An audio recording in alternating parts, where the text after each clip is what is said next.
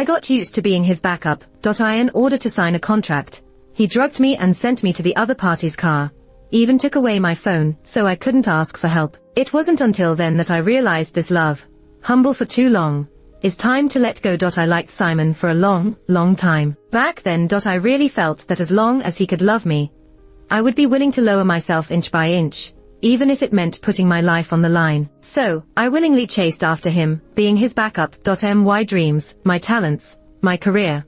I gave up everything. I just wanted him to love me. Now he knelt in front of me, looking at me and saying, "Help me one last time. Secure this contract, and we will get married, okay?" Reflected in the mirror was a face adorned with delicate makeup. Simon leaned down, helped me put on the last earring, patted my shoulder, and said, "Let's go." In the reflection of the mirror, our eyes met, and I asked softly, "After today, shall we go pick out a wedding gown?" His lips twitched twice, avoiding my gaze, before nodding slightly after a moment. In fact, at that moment, I had already seen through his perfunctory and insincere words, but I still held on to a naive hope. After all, I had loved Simon for 5 years, always fantasizing that he might soften towards me. Not long after sitting at the table, Simon spoke up. "You look hot.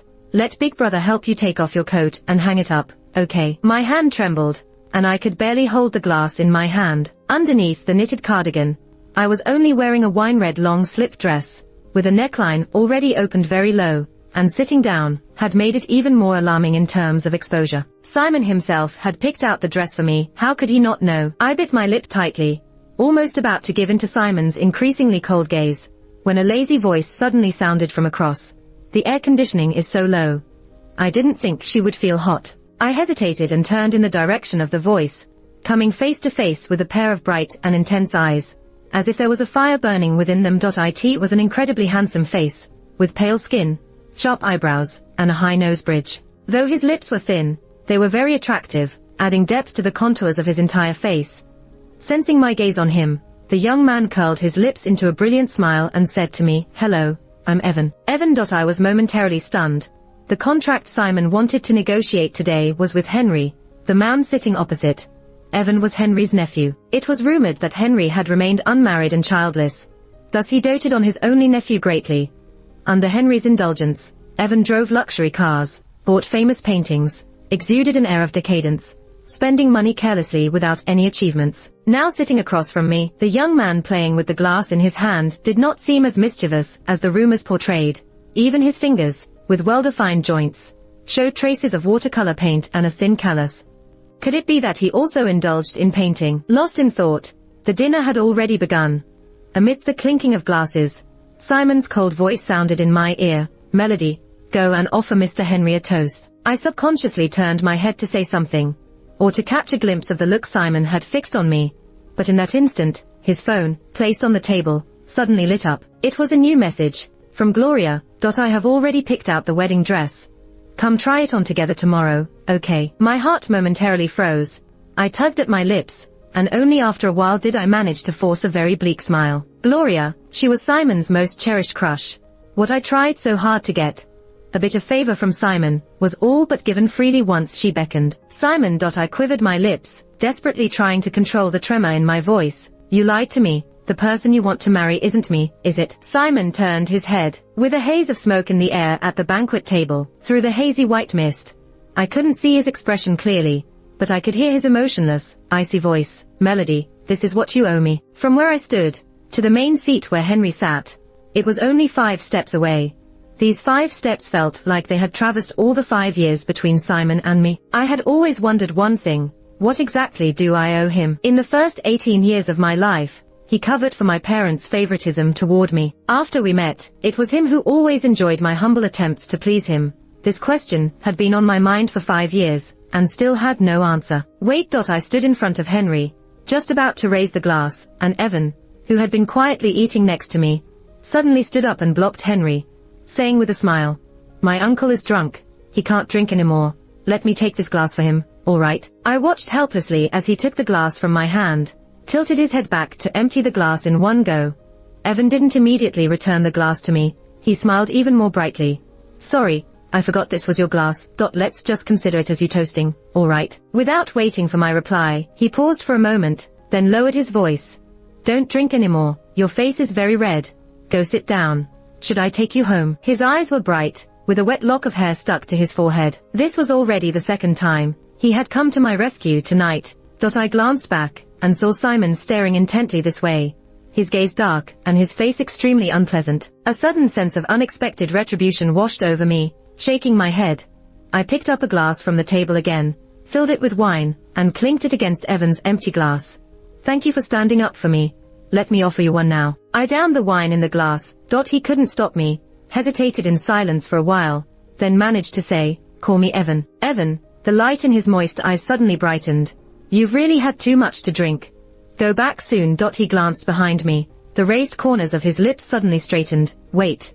Do you want me to drive you home? I never imagined that in the end, it wasn't Evan who drove me home, but that I ended up going home with him. Not only that, but I also ended up sleeping with him. After the banquet, Henry declined Simon's further plans and gestured to leave. When Simon inquired about the contract, Henry remained non-committal, merely sweeping his gaze lightly over me and saying, Mr. Simon, you have a good little sister. That sentence just threw me into hell. After Henry left, Simon said he would sober me up, and went to pour a glass of ice water. After I drank it, my legs were so weak that I couldn't stand properly. He held me and walked step by step to the dimly lit parking lot, then placed me on the soft back seat of the car. Under my cold and sorrowful gaze, he took away my phone. Simon, I could only murmur due to lack of strength. Are you not even going to give me a way out? Melody, Henry likes you, and I have no choice. After saying this, he walked away without looking back. But neither Simon nor I anticipated that Henry had already left in someone else's car. The car parked here was intended for Evan. When I was enveloped in an aroma of refreshing scent in his embrace, my hands were already too weak to hold onto his clothes. Mr. Henry. It was Evan. The young man corrected me in a cheerful tone, then frowned and said, You're drunk like this. Let me take you home, okay? As the dim car lights shone down, I remembered the fleeting anger in Simon's eyes during the drinking session, and suddenly made up my mind. I don't want to go home. I threw myself into his arms, unbuttoning a button of his shirt with my teeth. I want to go with you. The driver drove the car downstairs, and Evan carried me all the way home. He kissed the tip of my nose gently. Don't regret it, he whispered in my ear. Just enjoy this kind of thing. My eyelashes trembled, and I finally closed my eyes. When it was over, it was late at night. I wriggled out of his embrace and got off the bed, but stumbled due to weak legs, hitting my ankle bone on the corner of the bed with a sharp and intense pain that made me frown and let out a cold hum without holding back. Evan, who was lying on the bed, immediately sat up nervously. What happened? Sister, are you okay? His exceptionally affectionate address, coming from his pleasant voice, made me slightly stunned. The dim light illuminated his handsome face, and his lips were also painted red. There was even a lipstick mark I had just left on his bare chest. I was dazed for a moment before coming to and shaking my head. It's nothing. Just bumped the bone. Evan jumped off the bed and bent down to look at my ankle, gently touching the small red mark from the knock. Be careful, sister. A soft, cool breath touched the wound, and as I looked down, I saw a swirl at the top of Evan's hair with a few strands standing out, revealing a lively touch of childishness. He was so young and full of energy. Standing in front of him, I was only 24 years old, but already seemed almost lifeless. All my energy seemed to have been consumed in the long and fruitless entanglement of love and hatred with Simon. While I was lost in thought, he had straightened up again, his eyes staring directly into mine, with a glint of light gradually shining in his pupils. I'm drunk. I tried to give myself a series of hedonistic seduction acts to find a reasonable excuse, but just as I began, Evan cut me off abruptly. In my astonished gaze, he suddenly leaned forward, plunged into my arms, buried his face in my chest, and rubbed against it. Sister, you're drunk, he said, looking up at me, his eyes seemingly filled with scattered stars. But I remained sober. Sobriety. I felt a little dazed. I had said this to Simon before. When I was 19, unable to resist the drunkenness, I confessed to Simon. The next day, I barely explained a word, and he sneered disdainfully. Melody, do you really think I can't see the way you look at me normally? I lost all my strength in an instant. He saw it, but he didn't expose it or reject it. He just watched with cold eyes as I fretted and grew increasingly anxious in this unrequited love with no response. The former infatuation suddenly solidified into vivid hatred at that moment. Though my heart ached, I smiled and placed my hand on Evan's neck, saying, well, in that case, why not do it again? In that split second, I suddenly changed my mind. If Simon could torment me, deceive me, and hand me over to Henry for this contract. Why couldn't I retaliate and make him suffer more than me? With that contract secured, he could marry Gloria. How could I let them have their way? The next day, when I woke up, it was almost noon, and Evan was still deep in slumber. I had originally planned to leave directly, but last night, Simon took away my phone to leave me with no way out. So I woke up Evan and asked him softly if he could take me home. I wanted to move out and pack my things. The young man, who was still drowsy, suddenly sat up. Sure, no problem. For some reason, I sensed a hint of excitement in his voice. After a quick wash, Evan drove me back home. A Lamborghini, indeed a luxurious car as rumored. The young man driving with a lollipop in his mouth didn't look at all like a pampered, an idle rich kid. You want me to go up with you? Evan parked the car downstairs, one hand resting on the steering wheel, turning to ask me. My gaze swept past his handsome brows and eyes. No need. I'll just go up to tidy up and come back out. You have things to do. You can go ahead and take care of them. Evan shook his head firmly. I'm free. I'll wait for you downstairs. After I got out of the car, he waved at me before I went inside. Come down soon. I didn't really know why Evan was being so warm to me. During many glances the night before, I faintly felt that his handsome face seemed familiar, but for the life of me, I couldn't remember where I had seen him. Perhaps it was because last night went well. Or maybe because amidst my awkwardness at the gathering, he felt a rare touch of compassion. I only knew that in order to get back at Simon, I had to seize this fleeting warmth. Like grabbing onto a life-saving straw, the message Gloria sent during the gathering was still fresh in my mind. I had originally thought Simon wasn't home, but upon opening the door, a heavy smell of smoke filled the room. Unable to hold back, I coughed a few times, and when I turned back, Simon was already standing in front of me. Meeting his bloodshot eyes, I paused. Before I could say anything, Simon grabbed my shoulder and in a hoarse voice, he said, "Why did you come back so late?" I chuckled mockingly. "Weren't you supposed to go try on wedding dresses with Gloria? Why haven't you left yet?" Ignoring my sarcasm, his gaze swept over me, landing on the bright red mark on my shoulder, a trace of pain flickering in his eyes. "You and Henry together?" I pushed him aside as I entered, busying myself with packing, throwing the computer and clothes haphazardly into a suitcase. Turning back to look at him, I smirked maliciously. "Brother, it was you who put me in his car. Now who are you trying to put on a show for?" Simon stood frozen in place, as if his whole being had stiffened, the light in his eyes slowly extinguishing.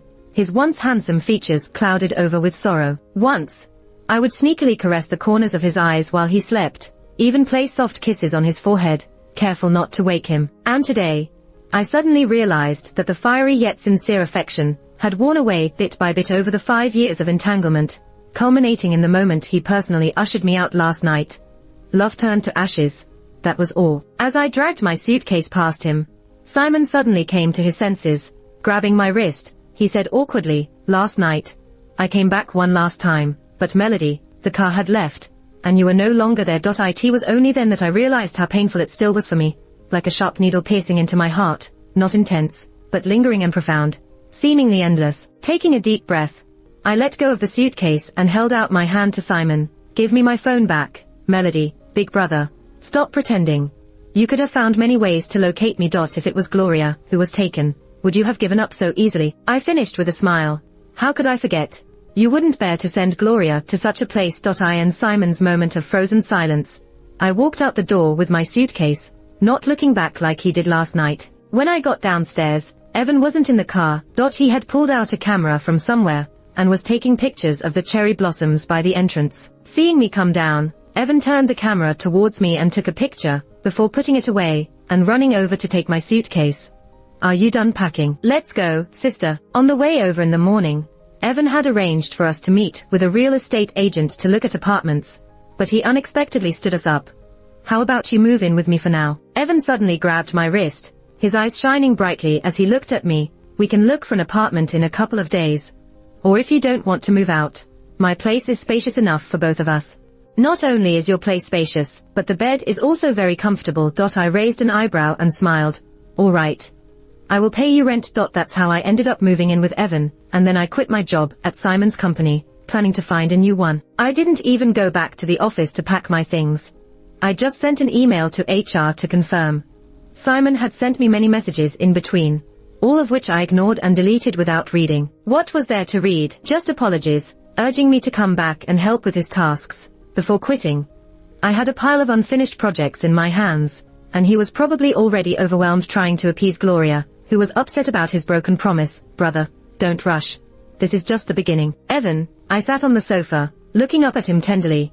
Can we keep what happened that night between us and not tell your uncle? He took a yogurt out of the fridge and walked over to hand me a bottle, nodding with the straw in his mouth. Sure. Evan didn't ask why. He had been like this for the past few days, always agreeing with whatever I said, feeding me whenever he had the chance, and even leaning against me when we played games. However, after staying here for a week, this warmth and intimacy made me develop some unrealistic illusions. In the end, Evan and Simon were two completely different kinds of people. Simon didn't love me, but he didn't reject my touch either.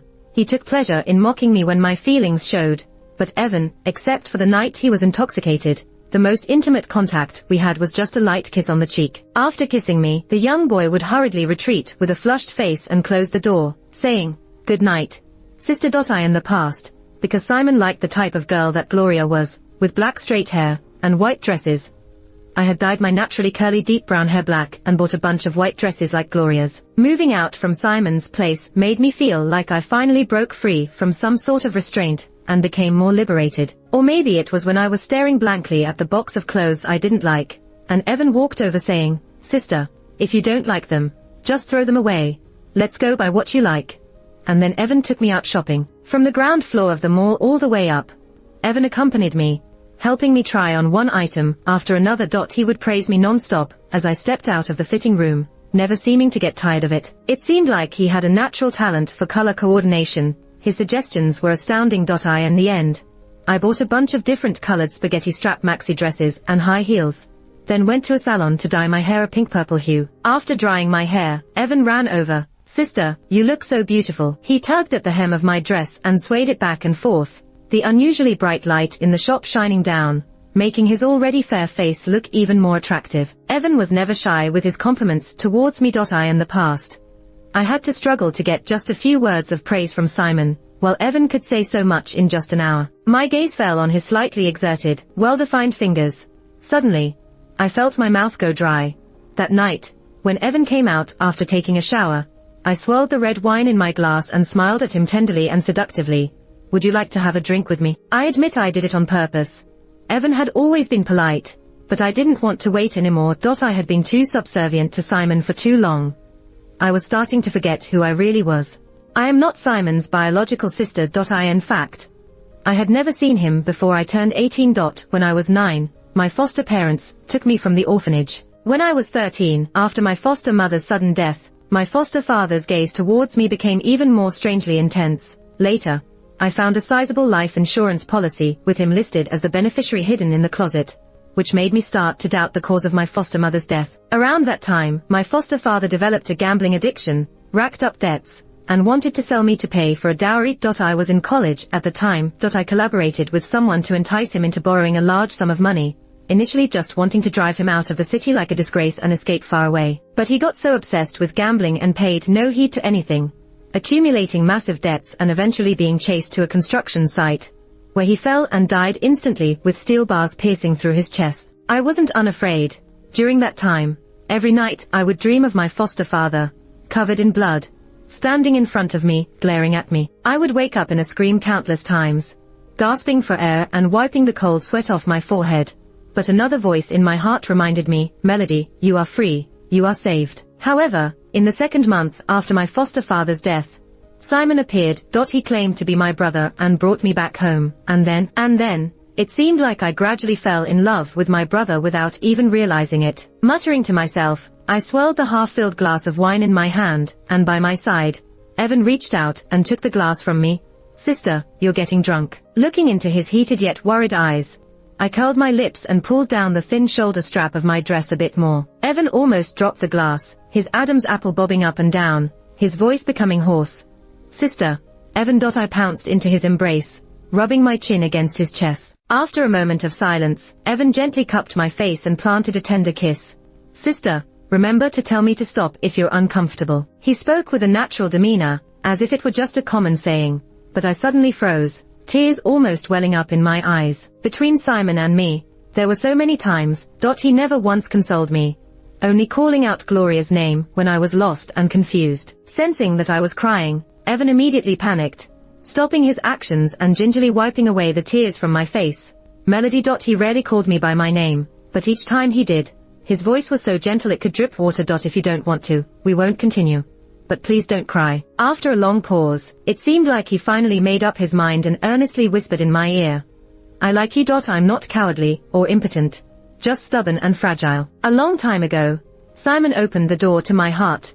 He was skilled at playing with emotions, deliberately using sporadic warmth to lure my heart and make me mistaken a sense of love. But for 6 whole years, he never once said he liked me. He didn't even go through the motions. In my entire life, the only I like you I heard came from Evan. Evan and I, in the end, couldn't go on. Finally, as drowsiness overcame me, I closed my eyes and fell asleep. In a daze, I felt Evan carefully wiping away the tears on my face, bathing me, changing me into pajamas, and putting me to bed. Before turning off the light, he leaned down and planted a gentle kiss on my cheek.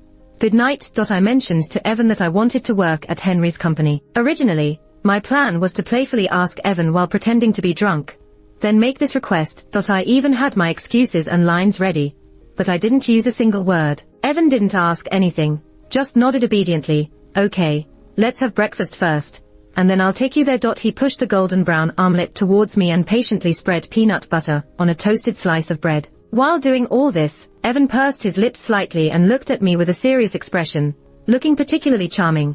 Subconsciously, I remembered last night, when he whispered those words I like you in my ear with such seriousness. Even if it was just comforting me when I was sad, not sincere, it was already so precious. After breakfast, he went downstairs to drive, and it was only then that I realized the Lamborghini from before was gone. What he was driving now was a very affordable commuter car. Upon my inquiry, Evan pitifully explained, Sis, rumors are just rumors. This car is actually mine, and my uncle doesn't spoil me at all. He's very strict with me. Rumors also said you love buying famous paintings. Those were all painted by me. As for the Lamborghini before, Evan looked even more aggrieved. I rented it for $2,000 a day. Even when the car pulled up at the Henry Company building, I still couldn't shake off the shock of the disparity between rumors and reality. Evan, on the other hand, was very composed. He naturally held my wrist and led me into the elevator to the 19th floor.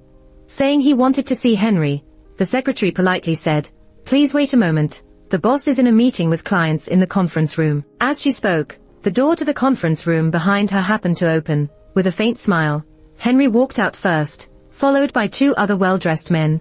Simon. The moment I saw him, memories that had been deliberately hidden resurfaced once again. I froze in place, feeling a coldness even in my fingertips. Evan seemed to sense my emotions. He suddenly took a half step forward, discreetly standing in front of me. Simon's gaze fell on our intertwined hands, his face starting to darken. In a moment of silence, Henry was the first to speak. Why is Evan here? He looked calmly at me and Evan, as if he hadn't noticed our clasped hands. Uncle, I have something to discuss with you. Evan's eyes flickered, and when his gaze landed on Simon behind, he raised his eyebrows and his eyes turned cold. If Mr. Simon has nothing to do, please leave. The tone was not polite. It was then that I realized Evan had been too playful and cute in front of me, making me forget that he wasn't really a good-tempered person. Standing beside Simon, Mark, the one who partnered with him to start the company, quickly pulled him away. Simon, let's go. It seemed like he hadn't heard, his gaze fixed on me. Melody. His voice sounded bitter.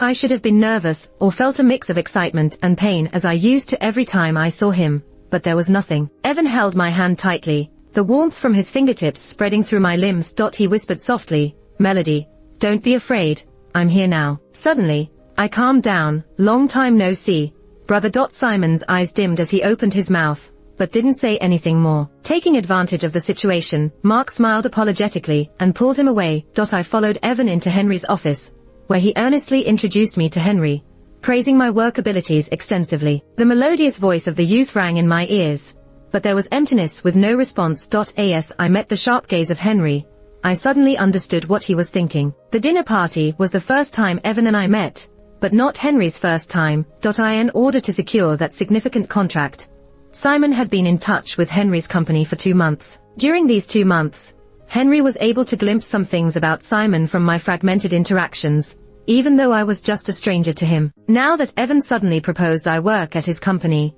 Henry's initial reaction was probably that I came to help Simon. Realizing this, I squeezed Evan's hand and spoke up as soon as he fell silent. Mr. Henry, regarding the collaboration with my brother's company, I hope you can reconsider. Their proposal is not the most optimal solution. Henry raised his eyebrows in surprise and gestured for me to continue. A large portion of the second proposal they presented is based on my designs. I know the strengths and selling points. I know the biggest flaws, and I know how to improve it. After completing most of the second phase proposal, I just hadn't had a chance to show it to Simon yet. Those humble infatuations, and the additional benefits they bring were cut off by Simon himself. After I finished pointing out the major improvements in the second phase proposal, Henry pondered for a moment and then smiled. Ms. Melody, if you don't mind, join our newly established advertising department and work on projects there. By the time Evan and I left Henry's company, it was nearing dusk. To show my gratitude to Evan, I suggested treating him to dinner. It's not related to me, it's all because of your strong work abilities, sis. Evan stepped on the brakes at a red light. But, to celebrate my sister finally getting rid of trash, let me treat you to dinner. When he mentioned the word trash, he emphasized it, his tone carrying a hint of natural stubbornness, but he sneaked a glance at me from the corner of his eye, as if afraid I would get angry. But I just found him so adorable. I smiled, took out my phone from my bag, and started looking for a restaurant. All right. What do you feel like eating? Evan cheered. Anything, sis, you decide. One of the only places where Simon didn't skimp on me was when he paid me double the market rate. So after working for him for 2 years, I had saved quite a sum of money.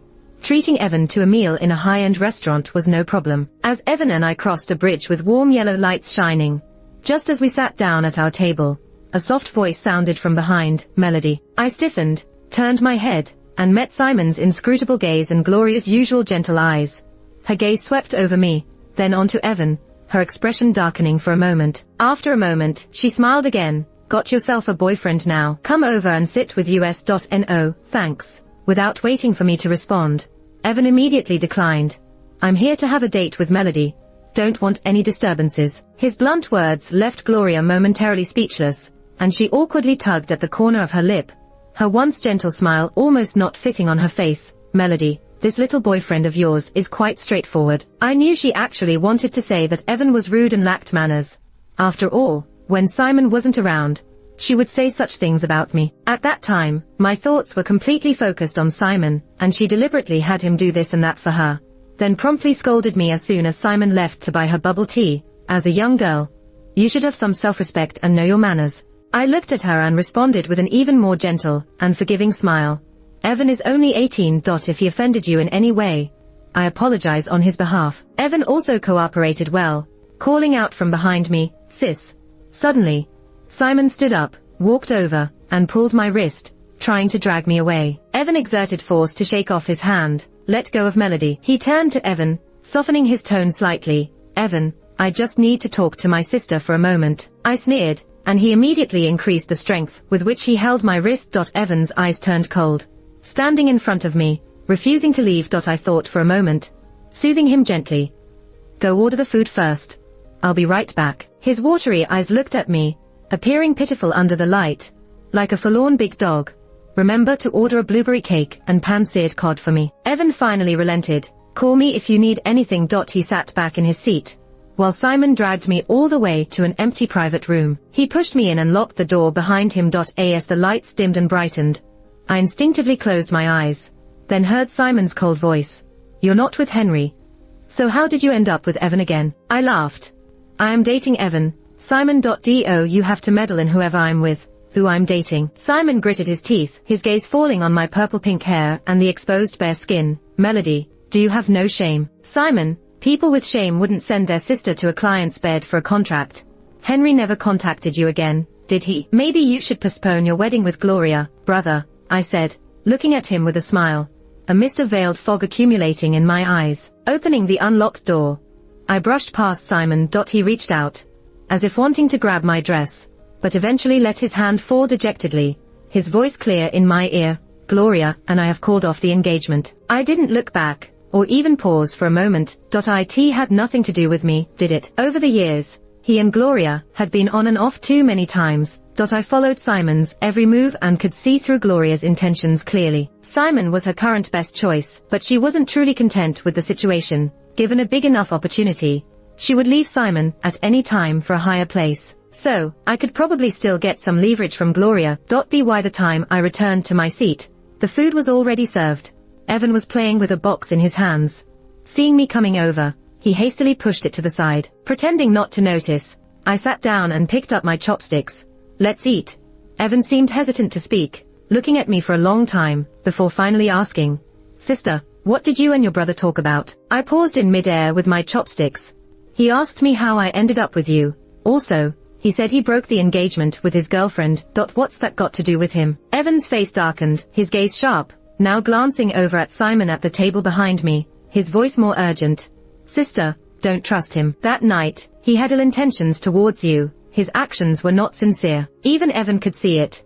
That night, Simon was determined to push me towards Henry. Henry also said something ambiguous to him, leading Simon to drug me and place me in Henry's car. If Evan hadn't kept the subsequent events a secret, I could never have joined Henry's company. I looked at the young man in front of me, who was staring at me intently, his eyes gleaming as if they were shining. I remained silent for a moment, slightly curling my lips. I understand. Also, sister, Evan hesitated for a long time to tell me, but I'm not 18. I stared at him, somewhat astonished. I would turn 22 in half a year. About to graduate from university. He looked at me very seriously, but the glints in his eyes seemed to carry a different meaning. Sister, I'm not a child anymore. For a moment, I felt a strange familiarity in his words, but before I could delve further into that, the box Evan had hidden was now pushed in front of me. Sister, this is a gift for you, celebrating your release from suffering. It was a necklace, a delicate platinum chain, with an intricately carved rose pendant embedded with a ruby. After he helped me put it on, the rose hung perfectly in the middle of my collarbone, complementing the cold white skin, and looking exceptionally beautiful. When did you buy this? Why didn't I know? He blinked, seeming to think for a moment before saying, I went out yesterday, while you were dyeing your hair, and picked it at the neighboring mall. Evan looked at me, eagerly seeking praise. Do you like it? I also cooperated, earnestly praising.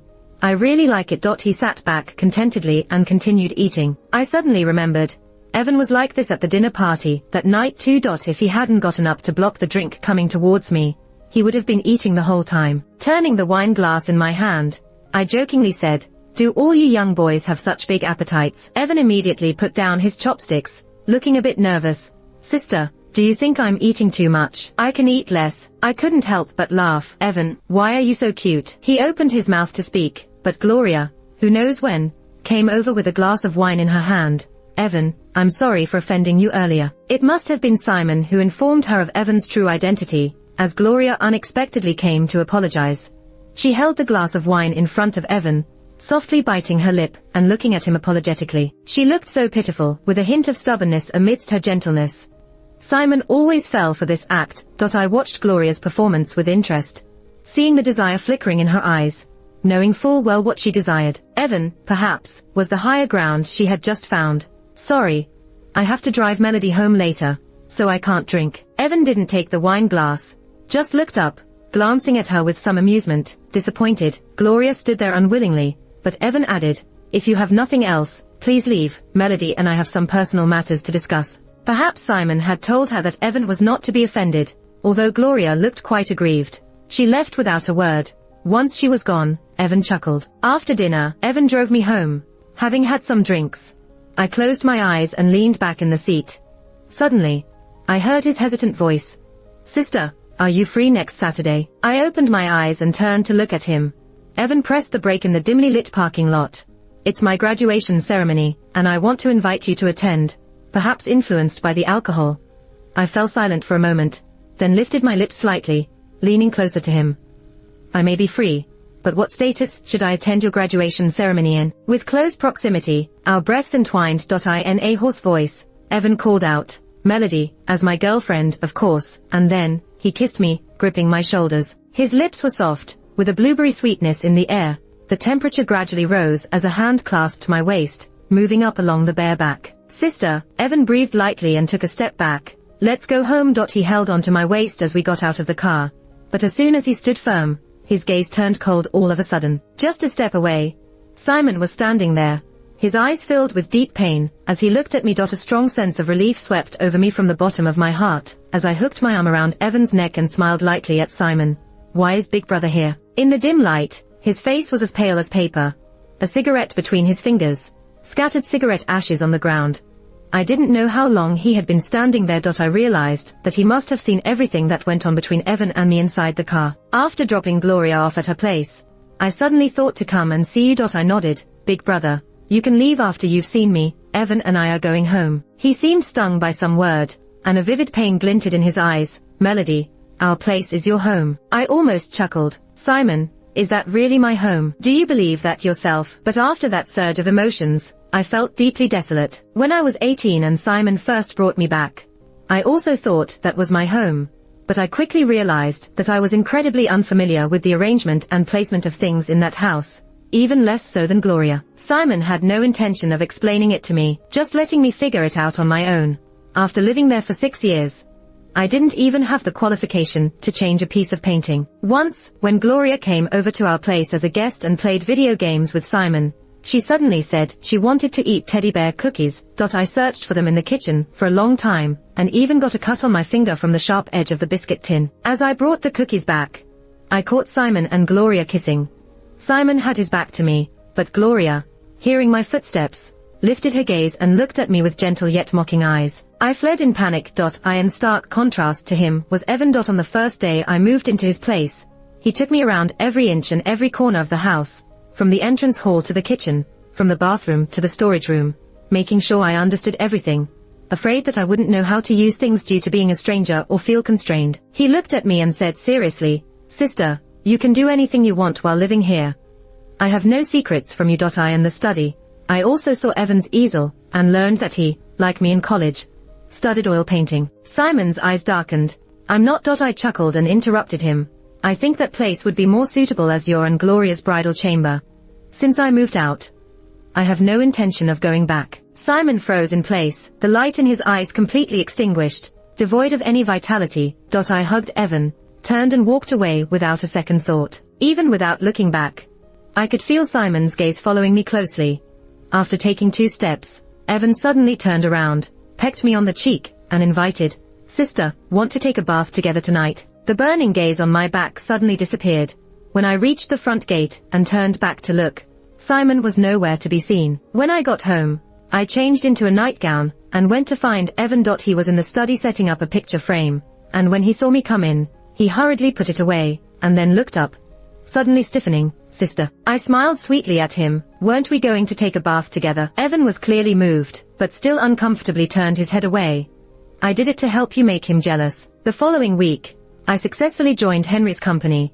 The first project I embarked on was the Phase 2 proposal I had mentioned to Henry before. Due to the smooth progress of the project, Henry rejected Simon's request for cooperation, only saying that his proposal still had flaws. On Saturday, I accompanied Evan to his graduation ceremony. At first, I didn't know which university Evan was from. However, as the car drove along the tree-lined avenue I was so familiar with, and stopped at the entrance to South University, that I had been in and out of countless times, I couldn't help but speak up. Evan, are you my junior? We had been living together for nearly 2 months, and he had never mentioned it to me. After parking the car, Evan turned to look at me, a flash of light in his eyes that disappeared. Sister, you didn't just find out today, did you? I hadn't heard you mention it before. His eyes dimmed slightly, but he quickly adjusted his mood. It's okay. Just remember it for the future. I suddenly realized that Evan never seemed to show any negative emotions in front of me. He was always sweet and clingy. Even though he was 2 years younger than me, Evan arrived in my life from the beginning as a protector. A soft spot in my heart seemed to be touched, and as I got out of the car, I reached out and clasped Evan's wrist, saying softly, let's go. Graduation season, the school is filled with a mix of lively and sentimental farewell atmosphere. Walking on the familiar avenue lined with parasol trees, a sense of sourness gradually surfaced in my heart. 2 years ago, I missed my own graduation ceremony. Apart from the normal studies in the 4 years of university, I almost devoted all my spare energy to the long and fruitless entanglement with Simon. Even in the last month before my graduation, Simon started a business partnership and asked me to help. After knowing each other for 4 years, he spoke to me for the first time in a gentle and almost pleading tone. Melody, come and help me please. I compromised. I gave up my own dreams. Gave up my almost sharp talent in painting.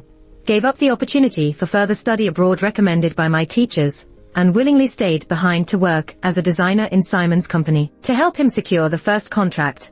I drank until my stomach bled, and ended up in the hospital, missing my own graduation ceremony. However, it wasn't until 3 months later that I learned Simon had registered 20% of the company's shares under Gloria's name from the very beginning. Sister, Melody. I suddenly came back to my senses, as Evan placed a bachelor's cap on my head, and lifted his camera to my face, saying, "Sister, smile for me." I instinctively raised the corners of my mouth, and in the next moment, I heard the shutter click. In the lively atmosphere, Evan took a bachelor's gown from another guy beside him and handed it to me, his eyes shining. "Sister, come and take photos with us." After a moment of daze, he quickly grabbed my wrist and pulled me into the crowd. Following along, we ran, formed a huge heart shape on the lawn in front of the library, painted the school emblem on our cheeks, and threw the bachelor's cap high to take a photo of the graduation ceremony I had missed, unexpectedly completed in the year I met Evan. In the familiar school auditorium, as Evan pulled me up on stage to move the tassel, I saw the familiar painting teacher, Laura. "Melody, why did you come back to school?" Her eyes flashed with surprise for a moment, then quickly turned to recognition upon seeing Evan next to me. I opened my mouth to speak, but before I could, Evan grinned and said, "Ms. Laura, my girlfriend is here to accompany me to the graduation ceremony." Laura seemed to express some emotions. Before leaving, she pulled me aside and whispered, "Since you've come out, that's good then. Evan is a good boy. Take care of each other." I fell silent for a moment. It was her who recommended me for further study abroad. After I declined, she was disappointed.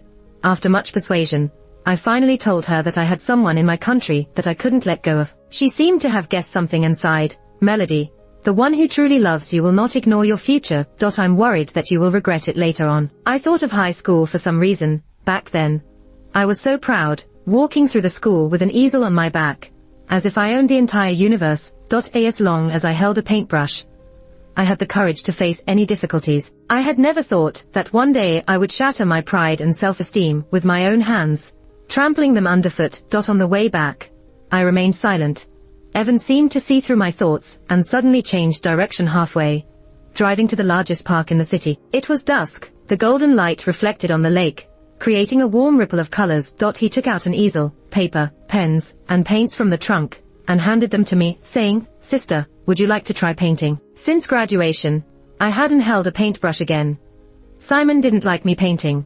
Once I took a picture of him sitting by the window with colorful lights flowing behind him, and after I painted it and made it look perfect, I showed it to him as a treasure, wanting him to hang it on the bedroom wall. Simon just glanced at it indifferently and said, "I don't like things hanging on the walls." After that, with the company start and everything being busy, I had no time to paint. And then we moved houses once. Even my easel and paints were left in the old house, but later, Gloria painted a digital oil painting, with colors even streaming out.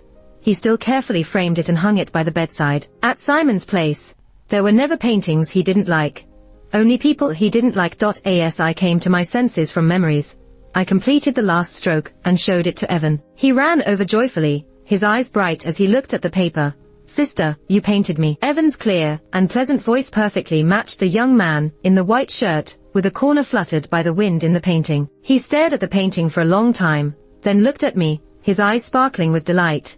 When I returned home, I framed the painting. He said, "This is the first painting you drew for me, and I will cherish it." He carefully preserved my intentions and later handed me a painting that had been completed and framed. "Sister, take a look." It was a scene of me leaving Simon's house under a cherry blossom tree, drawn from a photo he took. In the painting, there was a suitcase by my side, the plain white dress a bit wrinkled, yet the eyes were surprisingly bright. In the midst of emotions, there was a sense of relief, liberation, and also hidden beneath the calm surface, a simmering resentment. Evan painted it with great care and dedication, even capturing the 2 petals that fell on my shoulder, and he wrote the title and name in the lower right corner. A new beginning. I stared at those 2 words, a surge of strength rising from the depths of my heart, sprouting, watering, and blooming. Evan and I each hung the paintings given by each other in our bedrooms.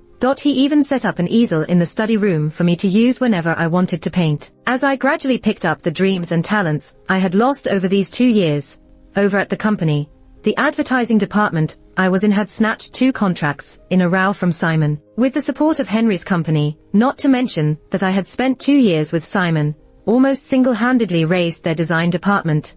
Taking orders from them wasn't difficult at all. It was just that I always had a soft spot for him in the past. Faced with successive business failures, Gloria, who always sought profit and avoided harm, was on one hand perfunctorily dealing with Simon, and on the other hand, looking for new opportunities. One noon, as usual, Evan came to the company to bring me lunch.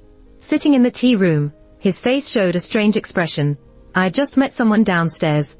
I raised an eyebrow and looked at him. Who? It's the girlfriend of Simon, the one I met in the restaurant that day. She scratched my car, insisted on getting my contact information, and said she wanted to treat me to dinner to make up for it. I hadn't expected Gloria to act so quickly, and then I asked her to contact my uncle's driver for compensation matters. He always handles such things. How could I agree to have dinner with her?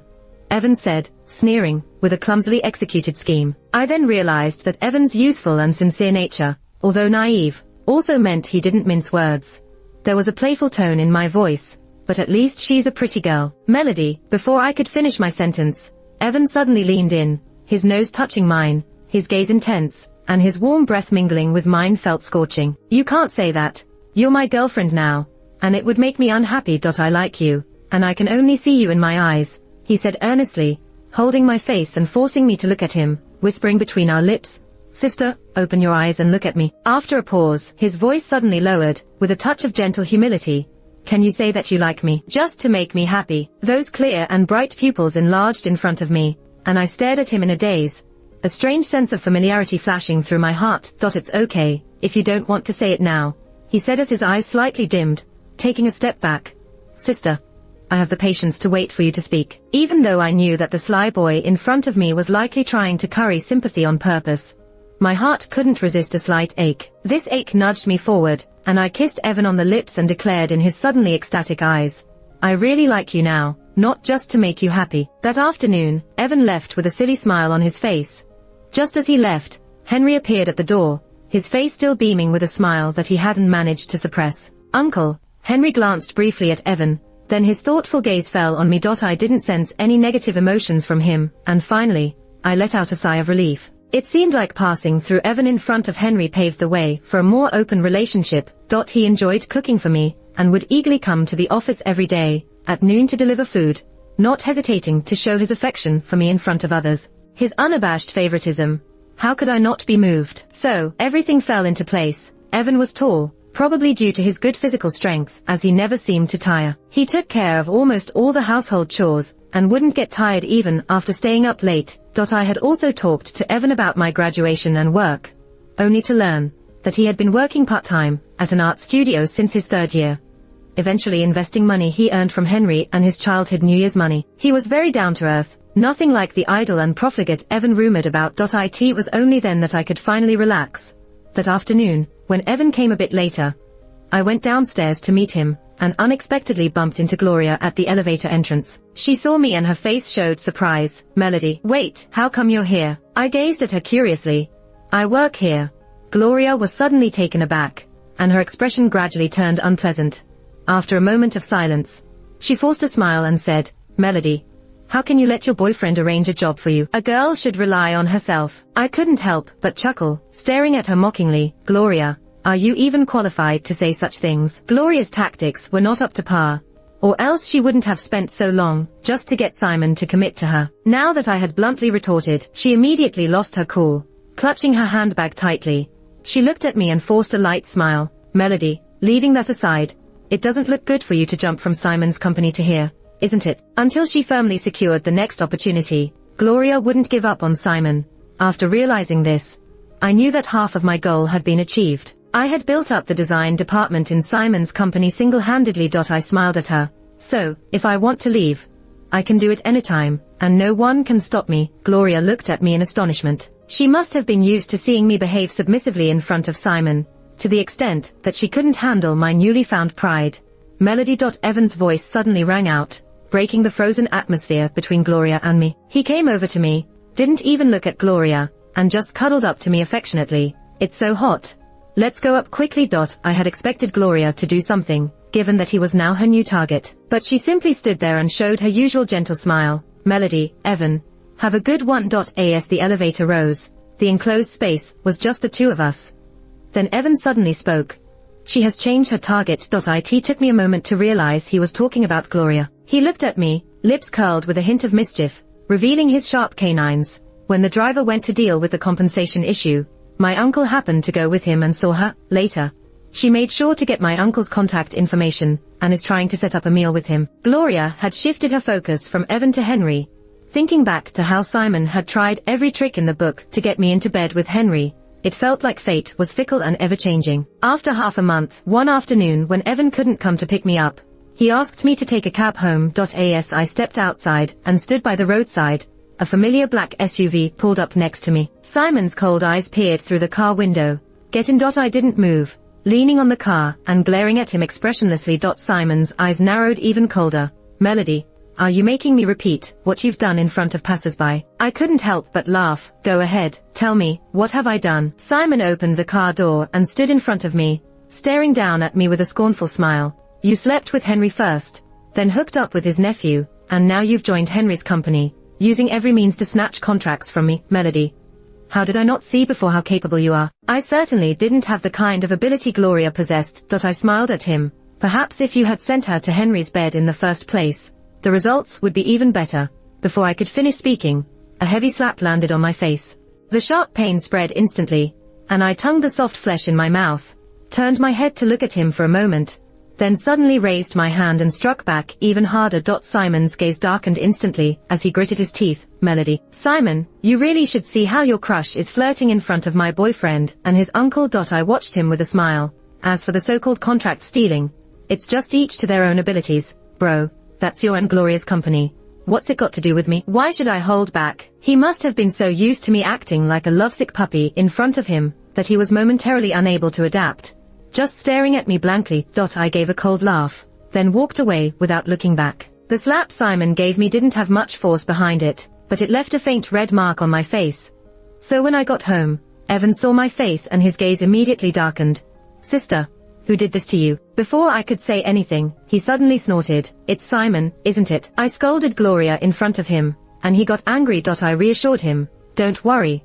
I hit back right then and there. Evan raised his hand and gently caressed my cheek with his fingertip. His eyes filled with a tender expression like a puppy. Then he earnestly promised, I'll make him pay. At first, I thought Evan was just joking. It wasn't until during a casual conversation at work that I learned that the cash flow in Simon's company had broken, and Evan was dead serious. That evening, Evan drove me home. As soon as the car parked in the underground garage, a figure suddenly flashed in front of us. It took me a few seconds to recognize that it was Simon. Unconsciously, the traces of him in my heart had faded to almost non-existence. Evan raised an eyebrow, suddenly reached out and held my hand. Don't be afraid. He stepped out of the car, positioning himself between me and Simon in a protective stance, chin up, looking arrogantly at him. Simon was actually quite tall, but standing in front of Evan, he seemed to be towering even more. Although he was younger than both of us, he was no longer the thin frame of a boy, standing up straight like a tree. His momentum wasn't any weaker than Simon's. Simon looked at Evan with a blank expression. Have I offended you in any way? Evan sneered, looking very disdainful. Mr. Simon hit my girlfriend, and you ask if you've offended me. Simon opened his mouth, and when his gaze fell on me, there was a hint of malice. Evan, are you feeling like a savior just because you're relying on your uncle? What does the private matter between me and Melody have to do with you? Yeah, I rely on my uncle. Are you just relying on yourself? Evan chuckled in anger. These past 2 years, if it wasn't for you using Melody, getting her projects done, accompanying her for drinks to win orders, would you and that woman's company have grown so fast? Rising on the back of a woman and then biting back, facing someone shameless like you is really unfortunate for Melody in our family. Furthermore, with a cold and fierce gaze, you shouldn't always feel like Melody owes you some things. If looked into closely, from the very beginning, it's you who owe her. He didn't hold back in his words. By the time he finished speaking, Simon's face had turned pale. Seeing that he had nothing to say, Evan took my hand and walked away without looking back. When we got home, before I could ask, Evan had already admitted, Sister, the cash flow problem in Simon's company was indeed arranged by me through my uncle. He looked at me, with a hint of caution in his eyes. You're not mad at me, are you? I looked at him blankly, unable to speak for a moment. He was standing up for me. How could I be mad at him? I just thought back to the past. I had lost my self-esteem, abandoned my dreams to chase after Simon. Everyone could see the twisted and unequal nature of this relationship. Only I was stuck in the middle, sacrificing everything for that tiny bit of warmth without hesitation. I almost forgot that I, too, deserved to be loved. After a long silence, I finally asked him, what exactly is it that Simon owes me? A complex expression flickered in Evan's clear eyes. Finally, he sighed, leaned over and kissed my lips. I'm still investigating this matter. Sister. If I get any concrete leads, I'll tell you immediately. The kiss sealed off the other question I wanted to ask, which I ultimately didn't. Henry had been in the business world for over a decade. His tactics were much more cunning than the inexperienced Simon at the beginning of his entrepreneurship. Even if he fought with all his might, he could barely keep the company from Henry's hands, and as a result, he was too weak to bother coming after me. It was at this time, when Evan suddenly handed me a bank card, when he came to pick me up one evening. There were 50,000 yuan on it. He stepped on the brakes at the red light, then stole a glance at me with the corner of his eye. Sister, I took one of your paintings to the gallery for consignment. This is the price after the sale. He paused slightly. Sister, keep painting. You have such talent. It shouldn't be wasted in cubicles and boring design drawings. After a moment of silence, I took the card. All right. I didn't actually dislike painting. It was just the numerous rejections from Simon that shattered my pride and led me to submit to him. Evan truly understood me. After being silent for too long, I needed something to prove my worth, to show that my talent hadn't been completely eroded away in the mundane world of hustles and bustles. I picked up the paintbrush again, just like I did in high school, devoting almost all my spare time to the studio.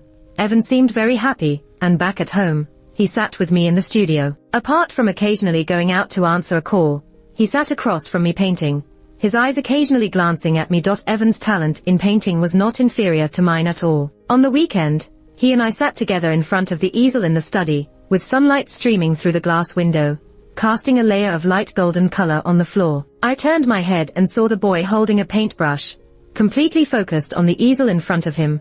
Suddenly, the scene felt incredibly familiar. That day, when he silenced me with that kiss and the unasked question resurfaced. Have we met somewhere before? Sensing my gaze, Evan looked towards me, a radiant smile appearing on his lips. Then he stood up and walked towards me. A breeze blew in from the window, fluttering the curtains. I am the flowing air. I tilted my face up to look at him, and Evan leaned down, planting a warm kiss on my lips. The paintbrush, stained with colors, fell to the ground, splashing paint that spread a hint of fragrance in the air. It felt like an eternity had passed. He stepped back slightly, crouched down with one knee beside me, his eyes wet with emotion staring at me. He asked me, Sister, do you remember now? Memories from the past suddenly rushed back at this moment. I remembered that I had indeed seen Evan before. In the winter of my senior year. Simon changed the locks at home to coerce me. Unable to return home during the winter break, I stayed at school and took up a part-time teaching job at a training studio. Because the income was good, I continued to do it. There was a tall, slender, high school student who often came for classes. Although his strokes were still immature, his sensitivity to color combinations was already enough to be astonishing. But at that time, he was not using the name Evan, and I was so preoccupied with my entanglement with Simon that I barely paid attention to his appearance, only recalling his wet eyes that held a mix of pride and defiance. And then, Simon, for once, humbly sought my help. He was too skilled in his ways, gradually drawing me into the illusion of a gentle trap, and in the end, I gave up my dreams and agreed to him. The last time I taught Evan, I asked him about his dreams. He seemed a bit flustered, saying he wanted to get into the best art school in the country, and that even though his family was not well off, he would work hard. I smiled faintly, gave him the salary I had earned from the part-time job, and left him. I parted ways that day, went through the resignation procedures, and never went back to that studio. As I snapped back to reality from my memories, I looked at Evan in a daze, and he gazed at me expectantly, asking if I remembered.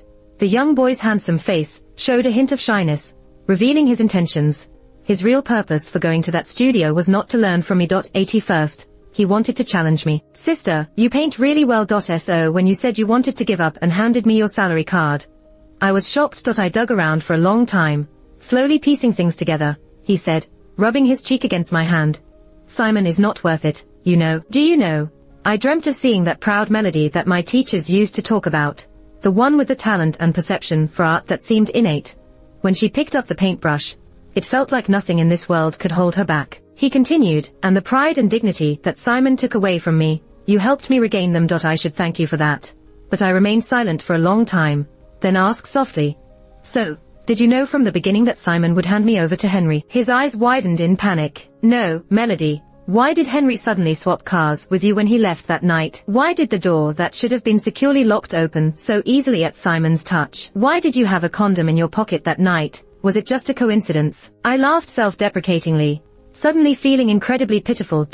My foster parents adopted me, but treated me strictly and coldly.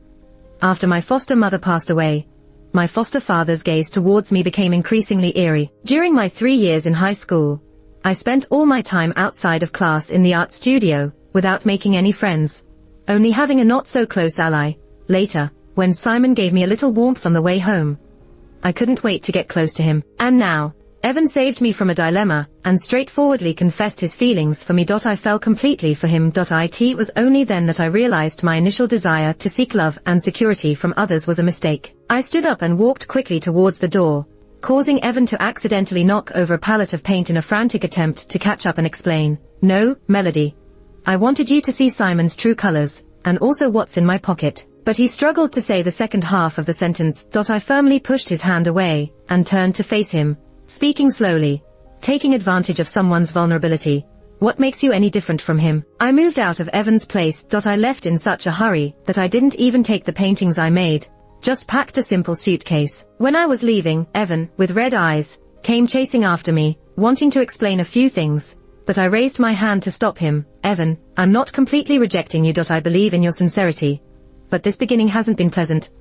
I think we both need some time to cool off. I was surprised at how calm I sounded when saying those words.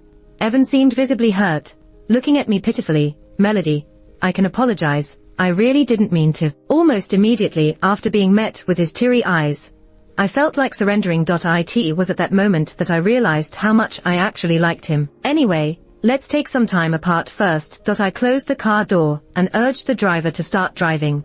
Even though it was a move, I couldn't shake off the feeling that it was more like a one-sided escape. The next day, I went to the office to submit my resignation letter. Since there were still work matters to hand over, I couldn't leave immediately, and the HR quickly informed me that Henry wanted to see me. When I entered his office, I passed by a girl with twin ponytails. Her delicate face seemed somewhat familiar. Inside his spacious office, the faint scent of alcohol lingered as Henry sat in his chair, loosened tie, with smudged lipstick marks around his lips. Overall, the scene seemed a bit less serious. Despite that, he remained composed, wiping off the lipstick marks with a tissue and gesturing for me to sit across from him. Ms. Melody, rest assured, I'm not the kind of unreasonable parent type who will meddle in the feelings between you and Evan, he said, smiling gently and composedly. I just want to clarify 2 things for Evan. First, when I said those words to Mr. Simon, it didn't imply any feelings towards you. I was simply helping Evan out. Second, the condoms Evan had in his pocket that night were bought for me and my girlfriend, who is a celebrity, and cannot reveal her relationship publicly at the moment. He didn't know how to explain it to you. He just wanted you to see your brother's true colors, and then make sure you got home safely. Henry, you knew about that night. Evan promised me he wouldn't tell you. Henry seemed to sense something from my expression, and chuckled. Ms. Melody, please believe me, a mature man like me is different from your naive, simple boy, Evan. He even said Evan was a bit naive, which was true.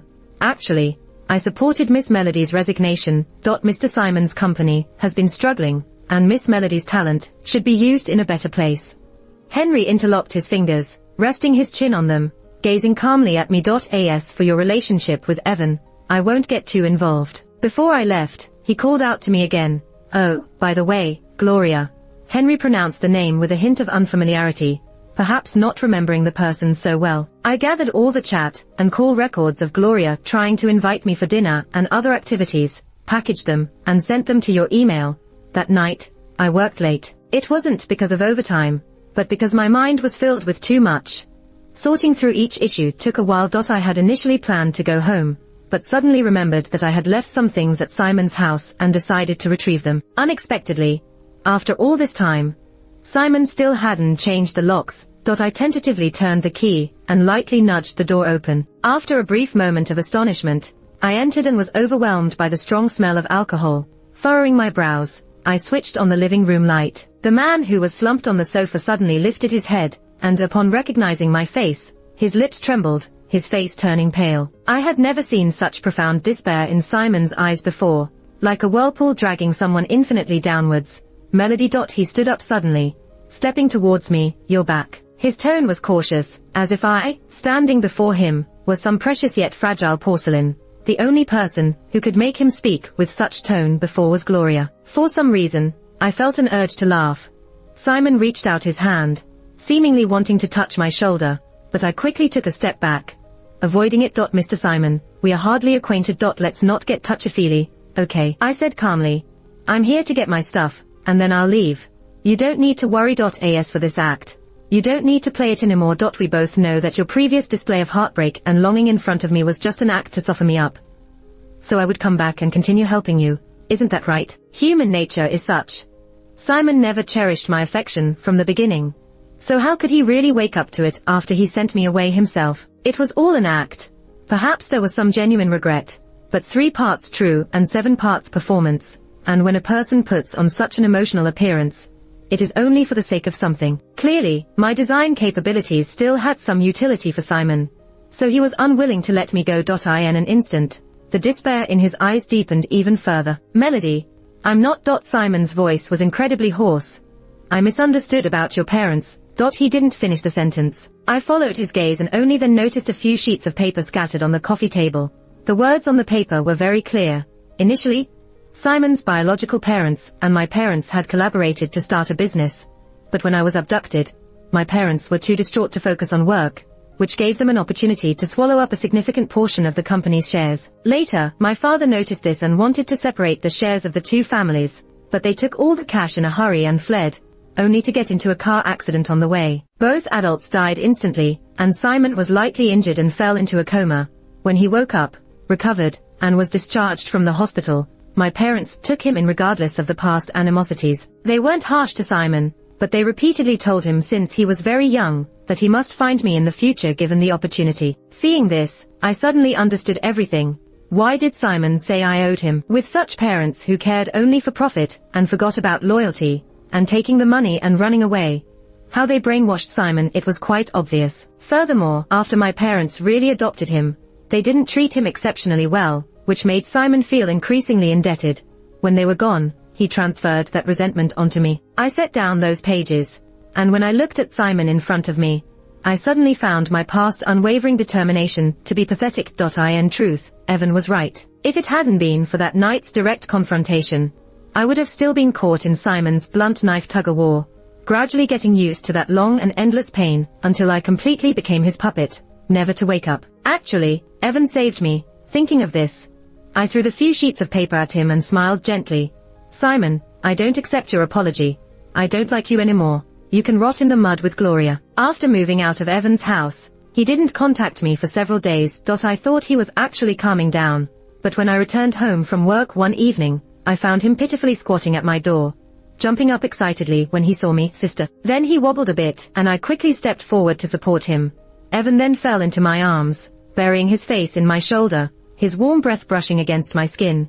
Sister, he said woefully, my foot's numb. Helpless, I could only bring Evan back home. Once inside, he took off his backpack from behind and pulled out a painting. I realized that the painting was of me, with the desolate ground, the fiery skirts scattered all over, the soft chestnut hair cascading down, juxtaposed with the golden red glow of the sunset on the horizon. But the face in the painting didn't quite look like me now. This is you from 2 years ago, Evan said. Sister, I dreamt of you often after that, like a proud and beautiful rose, blooming even in the desolate wilderness. Later, I tried every means to find out your whereabouts, because I felt you shouldn't be trapped in his mire. Pausing, he looked at me with a suddenly earnest gaze. So I took matters into my own hands this time, but I just wanted you to see him for who he really is and then take you back home. Evan said. Melody, I didn't mean to take advantage of the situation. The rose wasn't bought by me. I designed it a long time ago to give it to you, because I like you. Evan had told me many times before that he liked me, but never like now, nervously as if waiting for the final judgment. In fact, I had known for a long time that the rose necklace was not, as he previously said, bought at a mall. A colleague told me that this brand always accepted custom orders. I just hadn't thought that even the design was drawn by Evan himself. Those proud bones that Simon had carved out of my body with a blunt knife, amazingly, with Evan's help, were slowly beginning to reappear. Before this, I never thought that I could pick up a paintbrush again and become the proud and composed Melody. I was silent for a moment, finally reaching out my hand in Evan's hopeful and cautious gaze, gently embracing him. "I like you too," I said with my eyes closed. As devoutly as reciting wedding vows. From then on, Simon was permanently removed from my world, replaced by Evan, aside the brushes and easels. Later, Evan and I moved to Paris and rented a nice space for a gallery. Not long after the gallery opened, we held my first solo exhibition. By that time, I had become a somewhat renowned oil painter in the art circle, attracting a variety of visitors to the exhibition, including Henry and his girlfriend, the girl with 2 ponytails. She generously purchased the most expensive painting and even posted a 9-grid on Twitter praising it. I was grateful and offered to paint her portrait. She blinked at me and said, "Don't be so polite. I genuinely like your paintings, much more than Evan's." The young boy next to her, undaunted by the comment, proudly declared, "Our Melody is really talented." I squinted at him, tapped his shoulder, and smiled flirtatiously. "It's impolite not to call me sister." He turned to look at me, his eyes moist, and remained silent. Only when all the guests had left did he lean over and whisper in my ear, "Sister, when you called me brother last night, it wasn't like this." My cheeks flushed with embarrassment. Last night, fueled by some drinks and the excitement of the upcoming exhibition, I had worn a short strap dress and insisted on dancing with Evan, letting my fingertips wander on his shoulders and cheeks, teasing, "Little brother, are you living off me?" He leaned in to kiss me, saying, "I am." Evan proved to be quite good at living off me since my legs still felt weak. I glared at him, and Evan quickly apologized. "Sister, I was wrong." In the midst of our laughter, a figure suddenly appeared nearby. I looked up to see Simon. I had sporadically heard gossip about him, how he managed to secure financing from somewhere and actually saved the sinking company, subsequently expanding it. And then there was Gloria. I hadn't shown Simon the evidence I had on Henry, but somehow he and Gloria still broke up, with him even reclaiming the shares he had given her. Today, after more than a year, Simon appeared much thinner, with a sense of desolation etched in his appearance, yet his gaze remained as cold and stern as ever. Evan immediately stood guard in front of me as Simon approached.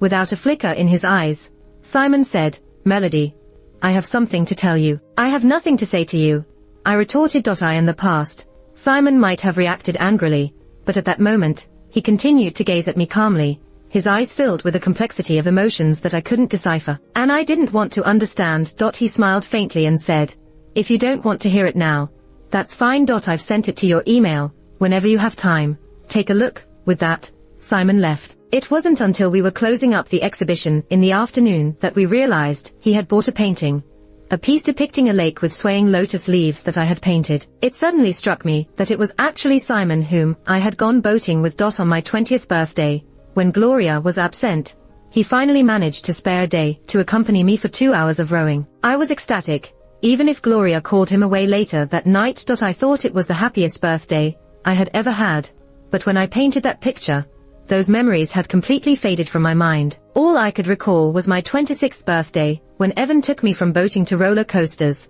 from bungee jumping to carousel rides. Easily attained, I failed to cherish them, only reaching for stars that no longer belonged to me.